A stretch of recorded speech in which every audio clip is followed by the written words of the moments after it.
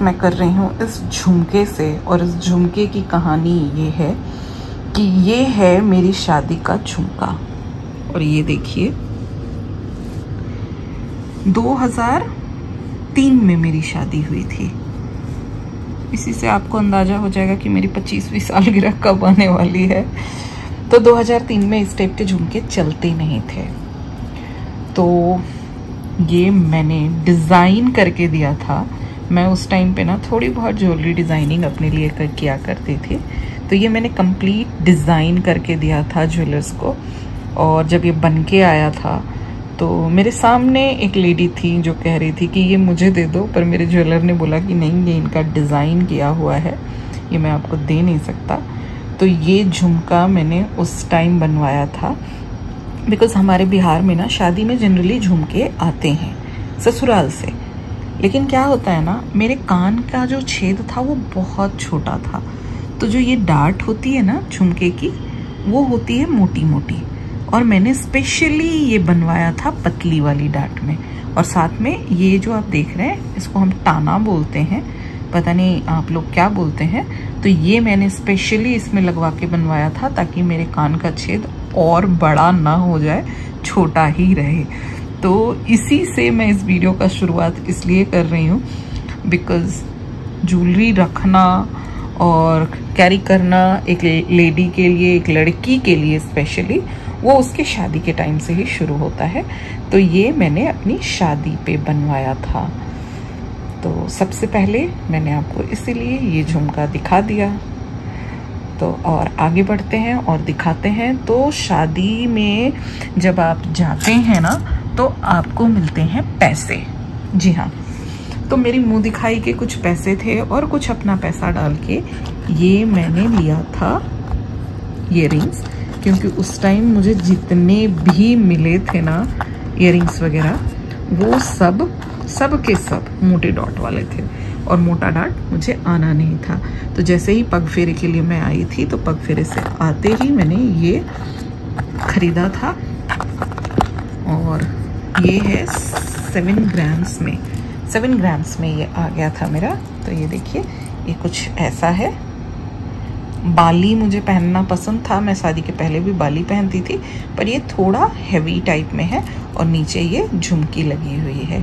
तो ये मैंने तब लिया था, बनवाया नहीं था, ये मैंने लिया था। ये अलंकार ज्वेलर्स से मैंने परचेज़ किया था और ये धनबाद में, जैसे कि कुछ लोगों को पता है कि मेरा मायका धनबाद में है, तो धनबाद से मैंने ये परचेज़ किया था।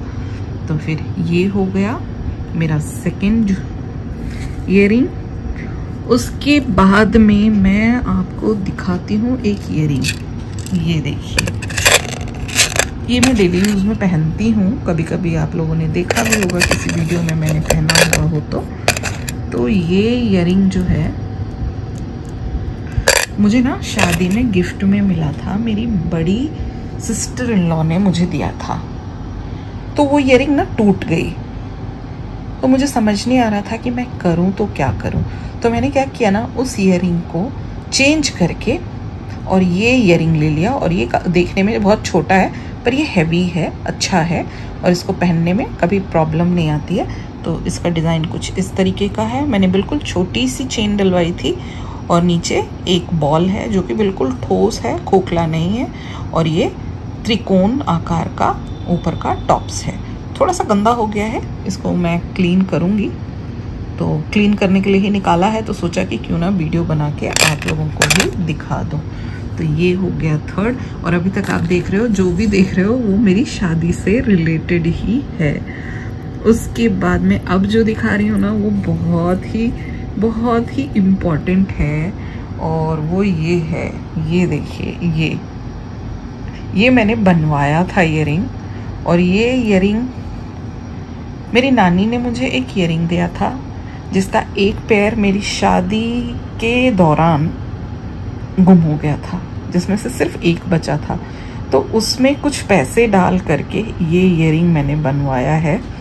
और आप लोगों को सुन के बहुत हैरानी होगी कि इस ईयरिंग का जो कॉस्ट आया था उस टाइम पे मुझे, वो गोल्ड देने के बाद सिर्फ 1100 रुपये मैंने दिए थे और उसमें ही ये ईयरिंग मेरा बन गया था।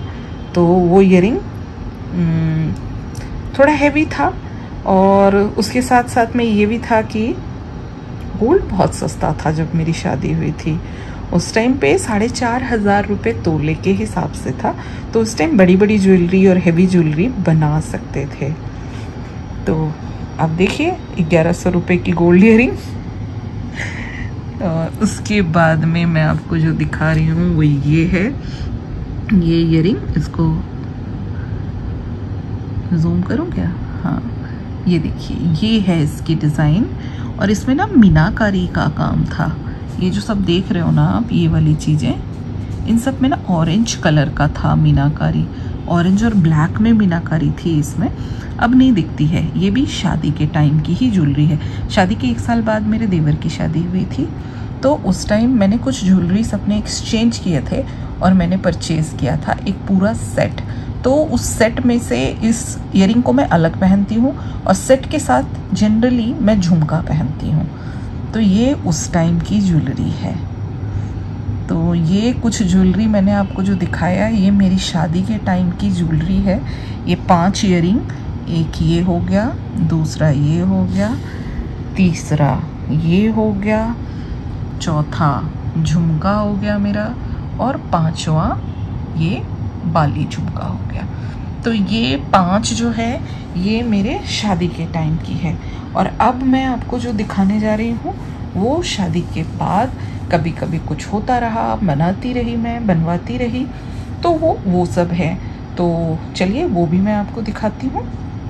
तो ये देखिए, ये ईयरिंग बहुत ख़ास है मेरे लिए। ये ईयरिंग मेरी मम्मी ने मुझे गिफ्ट किया है। मम्मी ने पैसे दिए थे, ईयरिंग मैंने खुद परचेज़ किया था। पर ये क्यों मिला था? ये मिला था इसलिए क्योंकि मेरा भतीजा हुआ था, तो मेरी मम्मी ने मुझे कुछ पैसे दिए थे और उन पैसों से मैंने ये ईयरिंग लिया था। और ये मुझे बहुत फेवरेट है और सब लोग मेरे से पूछते हैं इसके बारे में, कहाँ से लिया। ये प्योर हॉलमार्क ईयरिंग है मेरी। तो बहुत ही सुंदर है। तो ये कब का है? ये आई गेस 2014 के आसपास का है, 14-15 के आसपास का। ये तब मैंने परचेज़ किया था। ये उतनी पुरानी ईयरिंग है। एंड उसके बाद में ये भी धनबाद से लिया है। तो हर एक ज्वेलरी की ना कुछ कहानी होती ही है कि आपने कब लिया, कैसे लिया। ये देखिए कितना प्यारा ईयरिंग है मेरा ये गोल्ड का। उसके बाद में मैं आपको दिखाती हूँ एक ईयरिंग बहुत ही प्यारा। और ये देखिए पास से इसका डिज़ाइन देखिए क्लियरली। ये मैंने डिज़ाइन दे के बनवाया है। जी हाँ, तो मैंने नहीं डिज़ाइन किया था, मैंने नेट से ऐसे डिज़ाइन उठा के दिया था। और ये काफ़ी हैवी और काफ़ी बड़ा है साइज़ में ईयरिंग। तो ये पटना से मैंने बनवाया है। और जब मैंने अपनी ये कंपनी ज्वाइन की थी ना, जो जिसमें मैं दुबई में, जिसका दुबई हेड ऑफिस था, जिसकी वजह से मैं दुबई टूर करके आई थी, तो उस कंपनी से मुझे कुछ इंसेंटिव्स आए थे। तो उस इंसेंटिव को जमा करके मैंने ये ईयरिंग बनाया था। और मुझे याद नहीं है, ये हो सकता है 2017-18 की बात हो जब मैंने ये ईयरिंग बनवाया था। मेरी छोटी ननद पटना में रहती हैं, तो उनके द्वारा मैंने ये ईयरिंग बनवाया था। और उस टाइम ना एक ने नहीं, उन्होंने भी बनवाया था, बड़ी दीदी ने भी बनवाया था। तो हम सब ने ऐसे बड़े बड़े ईयरिंग्स बनवाए थे, तब बहुत चल रहा था। और अभी ये मेरा बहुत फेवरेट है। मैं साड़ी पहन के कहीं जाती हूँ पार्टी वार्टी में छोटी मोटी, तो मैं ये पहनना प्रेफर करती हूँ, मैं इसी को पहन के चली जाती हूँ। तो ये एक हो गया मेरा गोल्ड ईयरिंग और मोस्ट फेवरेट और सबसे ज़्यादा यूज़ आने वाला, बिकॉज झुमका वगैरह ना हमेशा तो पहन नहीं सकते। तो एक ये हो गया। एंड उसके बाद में मैं आपको दिखाती हूँ एक और ईयरिंग, वो ये है। ये मम्मी ने दिया है, ये मैंने परचेज़ भी नहीं किया, ये मम्मी ने ही मुझे दिया था। छोटा भतीजा हुआ था तो उसके छठी में मम्मी ने ये मुझे दिया है। और मैं आपको दिखाती हूँ, इसको मैंने आज तक नहीं पहना है। उसका रीज़न क्या है देखिए, उसका रीज़न ये है। और इसी वजह से मैंने झुमका खुद से अपना बनवाया था, ये मेरे कानों में नहीं आता। तो शादी के टाइम भी जो ईयरिंग्स वगैरह मिली थी ना जिसमें इस तरह का था डांट, मैंने वो सब चेंज करा दिया था। सॉरी। तो ये ईयरिंग भी बहुत प्यारा है। अभी मैं घर जाऊंगी तो ये चेंज करा के सिंपल बनाऊंगी और उसके बाद में इसको भी मैं पहनना शुरू करूंगी। तो ये भी मुझे डिज़ाइन बहुत अच्छा लगता है। तो ये देखिए सबसे लास्ट, तो अभी तक जो, अब मैंने ना थोड़ा ज्वेलरी बनवाना कोविड के बाद से बिल्कुल बंद कर दिया है।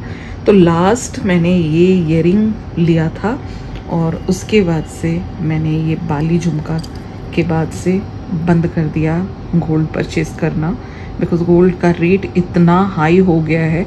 लिया भी है तो छोटी मोटी चीज़ें ली है, इतनी बड़ी चीज़ नहीं ली है। क्योंकि बाली पहनना मुझे ना शुरू से ही पसंद था और बाली के साथ झुमका बहुत लोगों को मैंने पहने हुए देखा था। तो ये मुझे बहुत मन था कि मैं एक परचेज़ करूँगी। प्लस मोती मुझे बहुत पसंद है, तो इसलिए ये मोती भी इसमें डला हुआ है। और ये बनवाया नहीं है, ये रेडीमेड है, इसलिए ये मीनाकारी वगैरह किया हुआ है। अगर मैं बनवाती तो कभी भी मीनाकारी नहीं होता। तो ये है मेरे कुछ गोल्ड के ज्वेलरी का कलेक्शन। तो आप लोगों को वीडियो कैसा लगा कमेंट सेक्शन में बताइएगा। और वीडियो अच्छी लगी है तो वीडियो को लाइक कीजिए, ज़्यादा से ज़्यादा शेयर कीजिए और चैनल को सब्सक्राइब करना बिल्कुल मत भूलिए। और आप लोग मुझे कमेंट सेक्शन में बताइए कि मैं और किन चीज़ों पे वीडियो बनाऊं, तो फिर मैं उस पर भी वीडियो बनाऊंगी। तो चलिए वीडियो को आगे ले चलते हैं। तो आज ना वाईफाई नहीं चल रहा है, कुछ नेटवर्क इशू है शायद एयरटेल में, तो उसकी वजह से आज कंप्लीट वाईफाई चल ही नहीं रहा है। ऑफिस के काम में भी इशू आ रहा है, कंप्लीटली कर नहीं पा रही हूँ। तो सोचा क्यों ना मौके का फ़ायदा उठाया जाए, सॉरी, और आप लोगों के लिए एक वीडियो ही बना लिया जाए। तो मैंने सोचा और सोच करके ये वीडियो मैंने रेडी कर दिया। तो देखिए वीडियो को और बताइए कि वीडियो आपको कैसी लगी। अगर अच्छी लगी है तो वीडियो को लाइक करें, ज़्यादा से ज़्यादा शेयर करें, चैनल को सब्सक्राइब करना बिल्कुल ना भूलें। साथ ही आप लोग हमको बताइए, आप बताएंगे तो फिर आपके हिसाब से मैं वीडियोस बनाती रहूँगी। तो आपके सजेशंस इम्प्रूवमेंट लाएंगे। तो अगर वीडियो अच्छी लगी है तो लाइक कर दीजिए। तो इस वीडियो को यहीं पे एंड करते हैं, मिलते हैं फिर अगले वीडियो में। Thank you so much for watching Rekha की दुनिया। Till then bye bye.